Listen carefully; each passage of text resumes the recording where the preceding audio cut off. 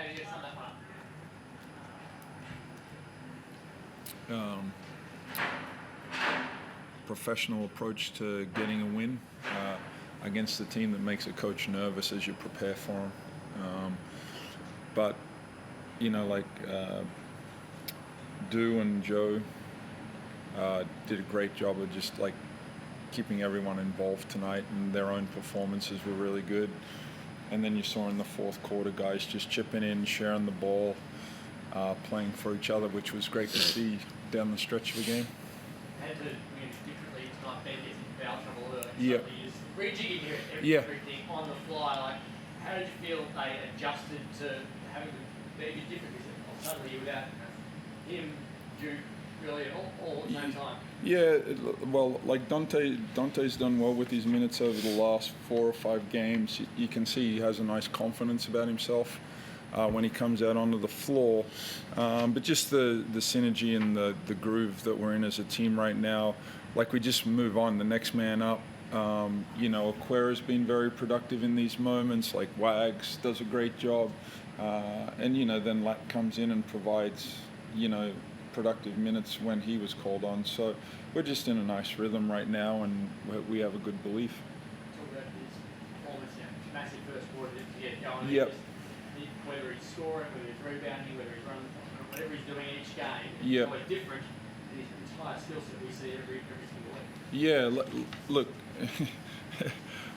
it perplexes me that he doesn't get mentioned for awards categories. Very versatile all over the floor, and then I don't know what his last month has been very productive, and probably a little correlation to the way we're playing as well. But I'll go back to like himself and Joe. Like our first quarter, we were just trying to find the rhythm of the game. But that's what you want out of your star players, is as you try to find the groove, and like Henny and Pep have been really good for us, and they just kind of weren't finding it easy tonight. So that's when you need your stars to step up and just keep the team going until you find a rhythm of it up for the team. And I felt like we found that in the fourth quarter, but these guys just kept us in the game. And when I say that, like, we were up double figures for a good portion of the game. Which specific award would you like him to be in for? All of the above. You could actually make attention for all of the above. That's the crazy thing with him, is that like there's blokes who can do everything. Yeah, so the one that I'm really curious about is Defensive Player of the Year. Like, we all evaluate it in our own way. And the way I think about this, if you're to just line up and play one-on-one, he can defend every player in the league. Tell me one other player that has that ability. And I ask him to do that. Like last week it was JaVale McGee. Then it's a point guard. Then it's Jack McVeigh. So like, as far as versatility and wanting the challenge, like, if anyone thinks that someone else can defend 1 through 5 with the ability that he does, please let me know. How important was that job by Jack tonight after winning here a few weeks ago? Oh, yeah, look, it's important because McVeigh has a huge influence on the game, right? But like last time we did a great job of keeping the other players really quiet. Where tonight Jack was a little quieter, but some of those other guys got involved. So like, there's nights you have to pick your poison, but it is nice where he wants that responsibility in the key moments of the game, just to have that one-on-one ability to shut someone down. Kristian, you went through that run where you gave up some leads and lost some close games. Not happening anymore. There seems to be a confidence in the group now to finish off. I feel like it's just learning from our mistakes. The way that those games have, the ones that we lost, I mean, they changed by possession, and so it's easy to harp on, like, if we would have done something different, that outcome would have been different. But understanding that we just took it as a learning curve to apply for the next time, and at the same time you can just do everything right and still not win the game. I feel like, especially with the season coming down to a wire and every possession is magnified, I feel like we've taken a step in practice with our attention to detail and physicality, and understanding that, like, if we were serious about winning the championship, we have to be able to come away with either stops or be able to execute down the stretch. And I feel like we've been doing that better. You've always said that you don't care what your job is within the team, as long as the team wins, and you're happy to slot into whatever role the coach wants in any league around the world. But are you enjoying this year having the genuine responsibility of being a key piece of leadership, scoring, and match-winning elements of the game?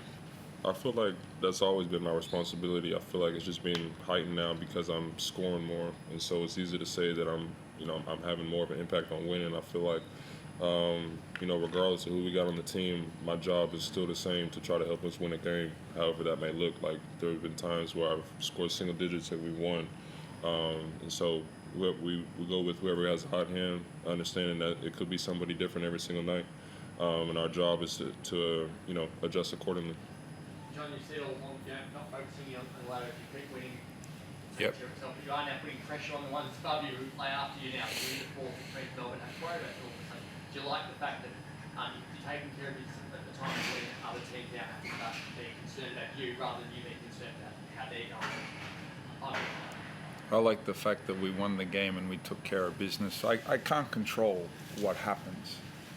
And that's where I always come back to. We have to control what we can, and that's win the games that are in front of us, and the next one, that's all we can worry about. And I'm very confident if we do our job, we'll end up where we need to be. You talk about Mitchell's last 5 minutes Yep. of the game. He comes on, I think it was 3 points difference. Yep. And he had energy, so he hadn't played much. But geez, he turned that game instantly.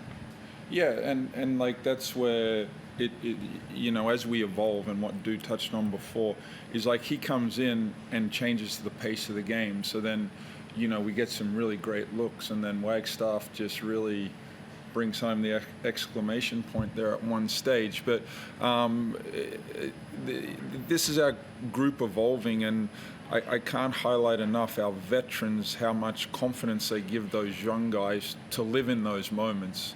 And, probably 2 years ago, we'd think Henny was the guy that would be scoring in those moments, versus tonight he's like creating easy opportunities. His offensive rebounding was huge, so influencing the game in different ways.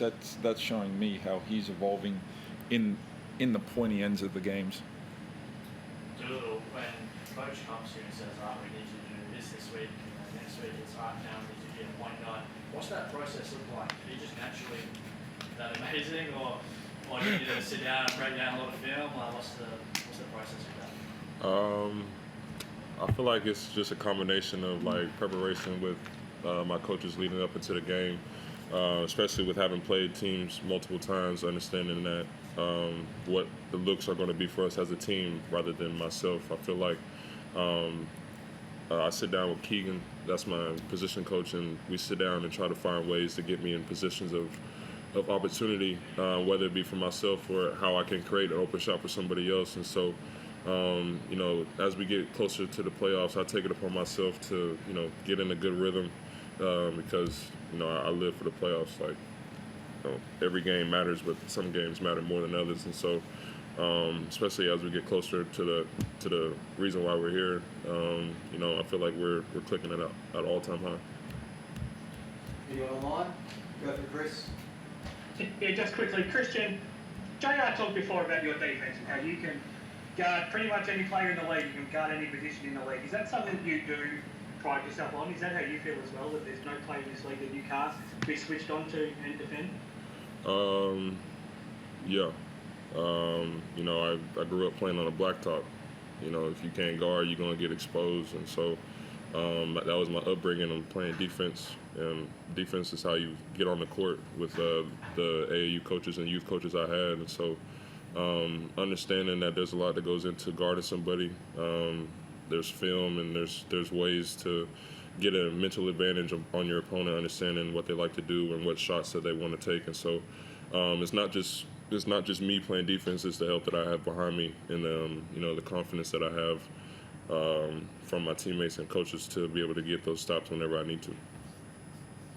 Do you care if you get considered for some of those awards like JR's talking about, or do you just simply care about doing whatever you can to help the team win? I don't care.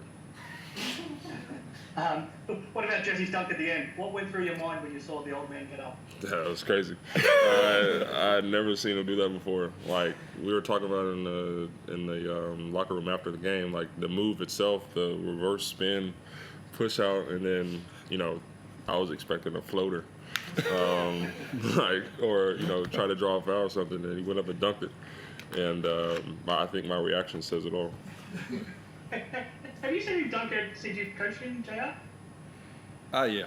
Not with the authority he showed tonight, though. You won't hear about it at all. He had a good pre-game meal. No. He must have. Thanks very much, guys. Thanks, guys. Cheers.